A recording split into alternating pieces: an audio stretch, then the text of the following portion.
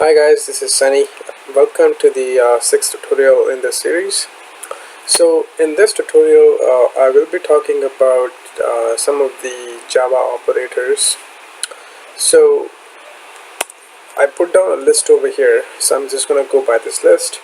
So the very first operator I want to talk about is something called the basic arithmetic operator. So as an example, let's say I have two numbers, number 1 which is 14, and there's another number, there's number 2 which is 16, and I want to do an addition of these two numbers. So I can do, there's a shortcut. So instead of actually typing the whole thing, system out print line, in IntelliJ there's a shortcut sys out, s out, and in Eclipse you can just type in sys sys out, and that would actually print out the whole thing. And just press control space, and that's going to print out the whole system out statement for you. So I'm just going to say num1 plus num2, and if I run the program now, I will see it will show up the addition of these two numbers, which is 30. So similarly, you can do subtraction as well. So just give me 1 second. So yeah, subtraction. So let's say I want to subtract num2 minus num1, and if I run the program again, I'll see it's 2. That's perfect. So these are some of the basic. So you can also do division, but since these are two integer divisions, you will see that if I do num1 divided by num2, the answer is going to be 0, because integers don't take decimal value. So 14 divided by 16, you will think the answer is going to be a decimal value, but when the integer gets that decimal value, it's going to remove the decimals, and you're just going to have the value before the decimal starts. So in this case, it's just going to have 0. But I just want to show you that you can still do the two-number division, and you can also do multiplication here, and that will just work as well. There you go. So now the next thing I want to show, second thing, which is I'm just gonna close the console here, which is Alt 4 and Alt 1. Okay. So the next thing I want to show is assignment operators here, this one. So assignment operators, so this is something like this. You have let's say I have number 3 or something, and which is 14, or let's pick a different number, 20, and let's say I have another variable which is num4, but I'm not too sure about this value at this stage. Somewhere down the road, somewhere down the program, I see, oh, num4 should be equal to num3.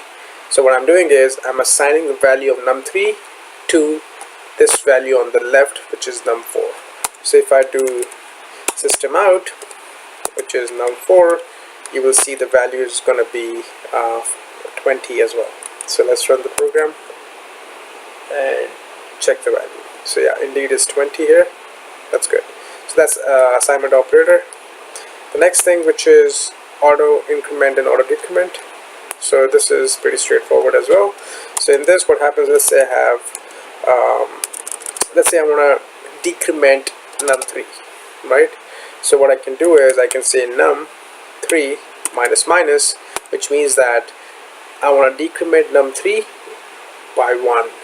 So this is the same thing as saying num3 equals num3 minus 1. So instead of actually writing the whole thing, this whole thing, it's just, if you write just this thing, you will see the value is now going to be 19. So num3 is going to be 19. So if I run the program, and this is 19. And there's also num3 plus plus, which means add 1 to num3. So if I now print out num3, you will see the value is going to be back to 20 as well. There you go, it says 20 now. So these are some auto increment and auto decrement. The next thing in my chart is logical operators. So this is again useful.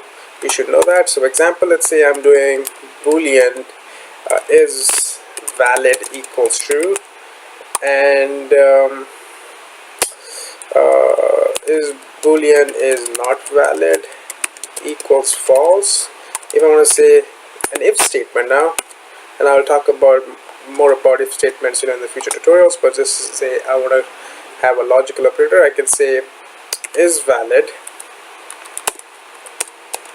and is not valid. So this statement, if you look at this, this is the logical operator, which means that you should only execute this condition. This condition is only going to be true if and only if is valid is true and is not valid is true. So I just misspelled this. So shift F6, I'm going to fix this. Yeah, so if this is true and this is true, only then will this if statement execute. So this is a logical operator. So let's say you don't want to have, so in some case, you want to have an AND. So this is like an AND. So you may, in some other cases, you may want to have an OR. So you may have is valid or, so now this is two pipes, not valid. So in this case, what this is saying is that execute this if statement if and only if is valid is true or is not valid is true. Only in one of those cases, if one of the cases is true, only then will this if statement execute. For this, both of the values have to be true. Only then will this if statement execute. So these are some of the most commonly used logical operators. The last thing is comparison operators. So here, so this one is something like this. So let's say I have